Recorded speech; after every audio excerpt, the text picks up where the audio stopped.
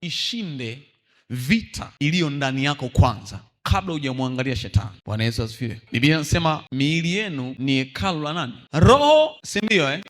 Sasa hebu niambie, hilo hekalu la Roho Mtakatifu, huyo shetani anapataje nafasi kuingia kwenye hekalu la Roho Mtakatifu? Hiyo nafasi kaitoa wapi? Vita ya kwanza au adui wa kwanza wa mtu aliyeokoka sio shetani, ni mwili wako mwenyewe. Yaani huo mwili wako huo ambao unajidaia huo mwili, yani huo ndo adui yako, yani huo ndo unakuzuia wewe usifanye mapenzi ya Mungu. Huo ndo unakuzuia usifanye mapenzi ya Roho Mtakatifu. Bwana Yesu asifiwe sana. Huo ndo adui yako namba moja. Kwa lugha nyingine, ukitaka kuanza kuomba au kusoma neno, ukaanza kupata hiyo hali, jua kabisa usimtafute shetani. Jua kuna mambo mawili yanatokea. Mwili na roho vinafanya nini? Vinashindana. Mwili ukiwa hauna nafasi kubwa kwenye maisha yako, ni rahisi zaidi kumsikia Mungu au Roho Mtakatifu anasema nini kwenye maisha yako. Kama mwili ukawa na nafasi kubwa kwenye maisha yako, huwezi kumsikia Mungu anaongea nini kwenye maisha yako, kwa sababu Mungu ni roho. Anapoongea anaongea katika roho, kwenye roho yako ambaye ndiyo wewe. Mungu haongei mwilini. Bwana Yesu asifiwe sana. Na ndiyo maana neno la Mungu ni roho. Kwa kama neno la Mungu ni roho, inabidi uwe roho ili uweze kulielewa. Bwana Yesu asifiwe sana. Neno la Mungu ni roho, ili uweze kulielewa inabidi uwe rohoni ili uweze kulielewa. Bwana Yesu asifiwe sana. Maombi tunayoomba ni katika ulimwengu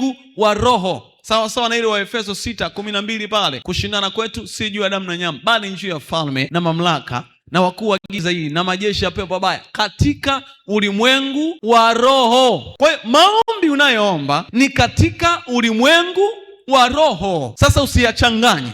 Utakapoanza kuomba, jua kabisa hapa nimeingia katika ulimwengu wa roho kupitia Roho Mtakatifu. Kwa hiyo ninachoomba ni katika roho. Watu wengi wanachanganya, yaani wakiona wanapata uchovu ule wa mwilini, ni kwa sababu gani? Tambua vita ni katika ulimwengu wa roho.